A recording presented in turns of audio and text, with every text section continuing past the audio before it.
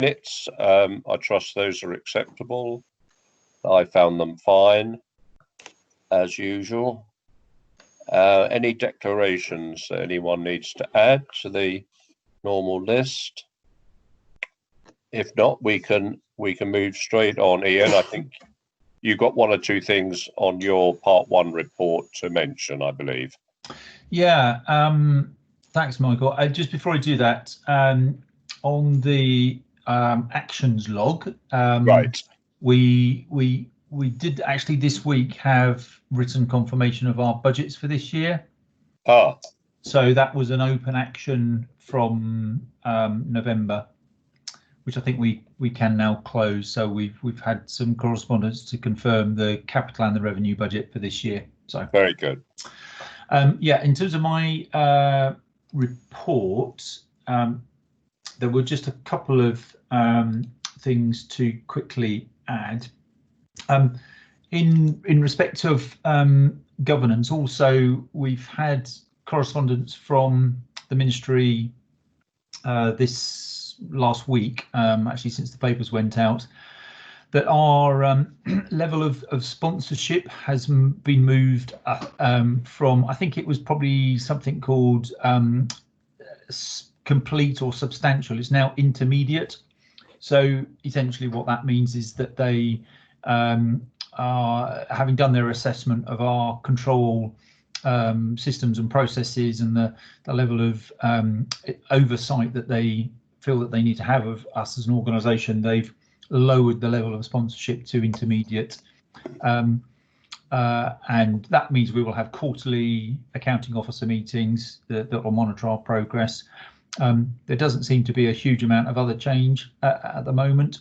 We will still have regular engagement with the ministry, but I thought it would be worth the board knowing that that the level of sponsorship has been reviewed and is now down to the intermediate level. In terms of other things, we mentioned the comprehensive spending review. Yeah. Just to say that this sort of has kicked off in earnest for us. Board will know that we've done quite a lot of preparation for this over the coming months. So the ministry are now sending us requests for information to feed into their submission. So we will be part of the MHCLG submission. So as of this week, we are now they're now requesting both revenue information and capital information from us. So we'll keep the board updated on that. But it in terms of what we are submitting, it very much mirrors what we've been through with the board previously. Yeah. One final thing to mention is again under governance and a matter to do with the ministry. At paragraph 7, I record that we submitted our 2021 business plan. We did receive verbal confirmation that it's approved at a meeting with our interim senior sponsor on Monday. So we've just asked for that to be confirmed in writing before we publish, but we did receive a verbal approval on Monday. So yeah, those were the only other things, Michael, I wanted to add quickly. Those things have all come in the last week. Just a few riders from me. One is, because this is going out to the public, we ought to let it be known that you are now able to accommodate a few members of staff at the office, and therefore from the point of view of communication with us, we are staffing the office now, and therefore we can confirm that correspondence and appointments can be organised, because there'll be somebody, not a lot of people, but certainly say half a dozen, who'll be able to service that side of things. Yeah, thanks, Michael. We do have a small number of people that are using it. They are only using it a couple of days a week at the moment. So certainly post will be picked up, and we'd had arrangements in place to pick up any post anyway. We're not at the moment holding any external meetings back at the office. As I say, still the vast majority of people are working from home anyway. So we are constantly reviewing at the moment how we move through our sort of reoccupation process, and we're looking at how we can accommodate a few more people in the office within social distancing. So we hope to be able to increase the number that we're accommodating. At the moment, we're just accommodating the people who were finding it harder to work from home because of certain circumstances. But I think we're trying to move to the next stage where we can increase the number of people there. But yeah, I think that's common across quite a lot of smaller outfits, that sort of arrangement. What's happening about planning, consultation and inquiries? So Mark's on the line. I don't know if you want to say anything specific around that, Mark.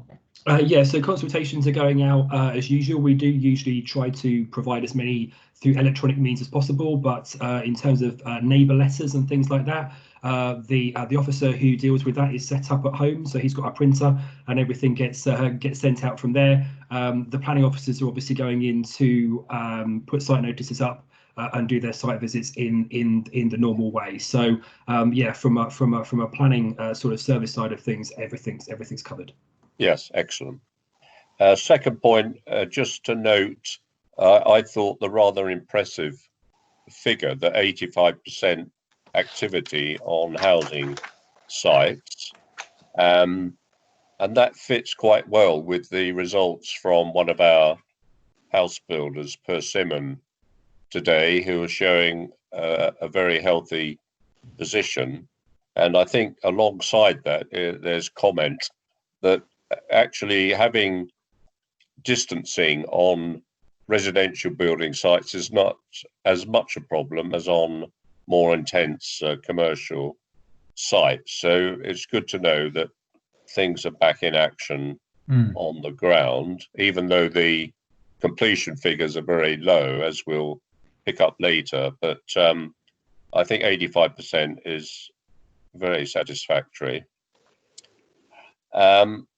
And then finally, just to note the marvellous news about the bridge being open, and some very nice pictures in our set of papers today, which no doubt will be on the website. What is there to report, Ian, on the usage that you've observed? I might ask Julia to comment on that. I've used the bridge a couple of times myself now. I have to say I was the only person crossing the bridge in a car, but obviously we're not trying to encourage people to use the cars to cross it. We're trying to encourage people to walk and cycle and use sustainable, be a means of sustainable transport. Yeah. I don't know whether we've got any stats yet. It is very early days, and obviously I think what we've got to bear in mind is at the moment that there's probably a lot of people who might normally use the bridge to walk down to the station, for example, who are not travelling into work at the moment, or using the station for other means. So it's probably quite likely that the usage would be lower than might have been expected otherwise at the moment. But Julie, do you want to? I don't know whether we've got any. No, we don't have any stats as yet. I would say that usage is fairly light, but it is being used both by vehicles and pedestrians and cyclists. We expect the fast track service to operate across the bridge kind of towards the end of this month, and that's to do with Kent gearing up the fast track services. Demand slowly increases across the network. I would echo Ian's point that traffic levels are very, very light in the area. On Wednesday, I actually went past the station in that area just to see what the car parks were like. If there were 50 cars in each car park, that was the maximum that I saw. So certainly the traffic levels aren't there. But I would say traffic levels on the A2 were pretty high. But certainly around the Garden City as a whole, what I've observed in the last month, very light. I think we did have some positive kind of pedestrian and cycling usage from family members who'd posted online as well, and particularly those who are less able were using the River Park footpath underneath the bridge as well. So yeah, so I would suggest it's being used. We're getting a couple of queries, but nothing significant, and positive kind of information coming back about people using the footpaths and the cycle paths. So thank you very much. Very good point to mark progress for the Garden City. Other members of the board on Ian's report, please? Everyone happy? Chairman? Yes. Sorry, I've been waiting to try and come in very quickly. My apologies for late attendance to the meeting, but I just do need to clear some interest in so much that as whilst I've not been yet appointed by the board, by the government, yes. interest in respect of the Grove, Milton and the Round Blue Lake, in that the council's either the planning authority or you may be subject to CPO or other negotiations. So I've got no personal direct involvement, bar the fact I'm from the authority, but also I'm not yet technically on the board anyway. So I understand, and as you know, we're continuing to press that point because it's been very, very overdue. I think Bob has a point, but he's on mute at the moment. Bob? About that. Sorry. Yes, Chairman, just on item 4 in Ian's report. I'm very much welcome the launch of the Thames Estuary Growth Board as bringing more focus from government on this area. And hopefully we can discuss that at a future board meeting a little bit more. I was slightly disappointed they didn't mention the Garden City in their first launch document, but I understand they had to concentrate on a number of key projects, one of which was the new resort proposal. But I do think it does offer us a chance to get a bit more general support for what we're doing in the Garden City as well. So hopefully we can discuss that in future meeting. Thank you very much. Okay. There's no communications report this month, so we'll pick up any news next time. We're now into the living report. I hope everyone's had a chance to read the update and the bonus points scheme, which I was fascinated to see is underway. Some very good ideas being developed there. Are there any questions from members of the board, or do we take that as read? Michael, I'd like to make a comment. Yes. In paragraph 3.22, there's reference to a welcome, I think, emergence of small businesses, probably people working from their homes and developing their new projects and ideas. And I just hope that as the Garden City develops its economic inclusive growth strategy, we will be able to pick up and help any of these businesses that will actually need premises, be they pop-up, temporary or shared space. But thanks for that information. Very good. Chairman, can I just say, I haven't got a question. I just wanted to say to Kevin, this is really useful to see this report. It's really interesting to see what's going on. Yeah. So the fact I'm not asking any questions doesn't show disinterest. It's full of good information. So it's really interesting to see and really useful to see. So thank you for the detail. I very much endorse that. It's very good we moved this into part 1 as well, so that it gets wide dissemination. Okay, I think we can move on, Mark, to the planning report, which refers to the school situation and to LRCH. Mark, is there anything you wish to add, Mark, to your written report? No, nothing particularly substantial, Chairman. I suppose the just this thing to flag up. We had another meeting of the Ebbsfleet Design Forum on Monday afternoon, where the group looked at Ebbsfleet Green Phase 2C from Redrow. So that meeting went well. We had some really useful and helpful input from the forum members. So hopefully. Yeah.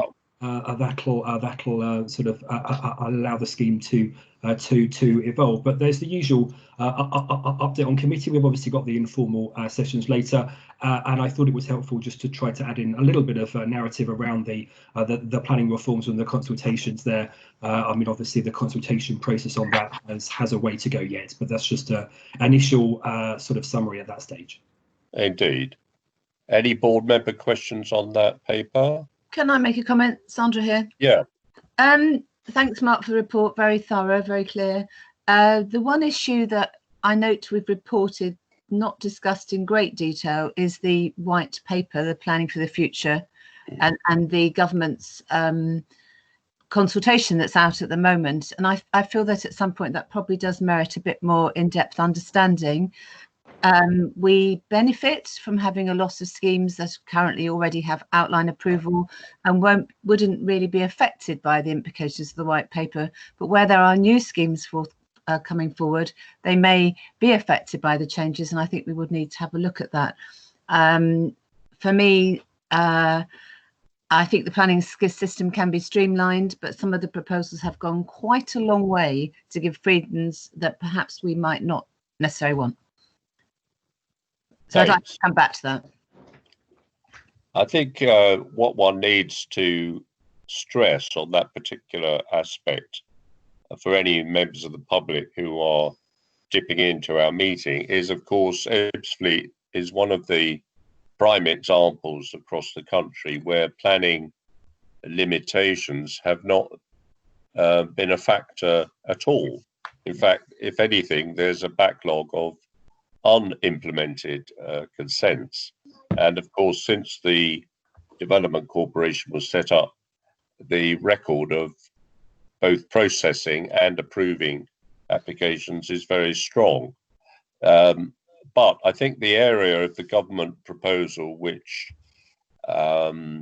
is highly relevant is the stress that's now being given to the design code approach to the appearance of new buildings rather than the theory of what land is developable. So I would expect that we will find that the new proposals in both those respects fit with the way EDC has been approaching its planning so far. Any other points, please, on the planning paper? If not, we can move on to finance. For noting, if anybody has any questions, please say. Otherwise, we can receive the finance report. We now turn to questions from members of the public and the replies that have been cleared by board members for release today. And those will go on the website as usual. Apologies, Michael, if I can just jump in. I think we might have skipped changes to the Building for Life report that was... Oh, yes. It probably doesn't need any further comment, but well, unless members have any, it's for information and noting really, but I don't know whether members had any comment. It was just to update you on the what we're doing about the update to that particular process and how we're continuing to use it. So, but apologies for jumping in. No, I didn't expect any comment, but if there is, now's the moment. Can I just ask a question? Yeah. This caused me to look up the 12 principles of building for a healthy life and to try and understand it, because on our page 4 in the diagram, I was a little bit concerned at the reference to back of pavement, front of house, and wanting to understand it. I didn't find any answers, but I suppose I'm just wanting to be reassured that our thought processes around cycling and parking and sustainable travel all go together, and that we are clear in our design work that there should be some defensible space, and we probably don't generally support back edge of pavement housing. But I don't know whether anyone has any comment on that. Well, if Chairman Simon's on the line, who's written this paper, so if he takes himself off mute, he might be he can answer the question. Thank you, Chair. Thank you, Ian. Yeah, just to clarify, that title maybe is a little misleading. It's basically talking about covering the area between the back of the footpath and the front door. So it's that zone, if you like, of the street and the private plot. So it's not necessarily recommending that that houses should be at the back of the footpath. It's just covering that area and setting out the design guidance for that area. So it covers things such as bin storage, front door, and the approach to the front door from the footpath. That's the kind of key area that section's covering. Fine. Any other questions, please? Chairman, there's just a quick question to Simon. Really. Yeah. Have the changes done? I mean, when he was using the old scheme, was he thinking it could do with some improvement, or has this just come along and just made a slight difference? Really, I mean, is it really changing anything very much? Given our usage of the scheme so far in our planning applications. Yeah. I mean, it's helpful because it's the only tool that's explicitly referenced within the National Planning Policy Framework. So it is a helpful, and we do use it extensively. In terms of the updates, it's given a lot more clarity, and generally it's much more aligned now with the advice and guidance that we'd already been issuing. So it is helpful. I do think it's helpful, and it is a step forward.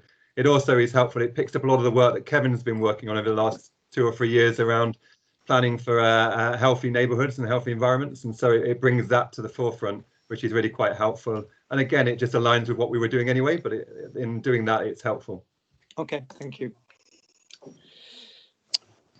Good. That brings us to the close of part 1. So our recording for members of the public will now come to an end, and we move on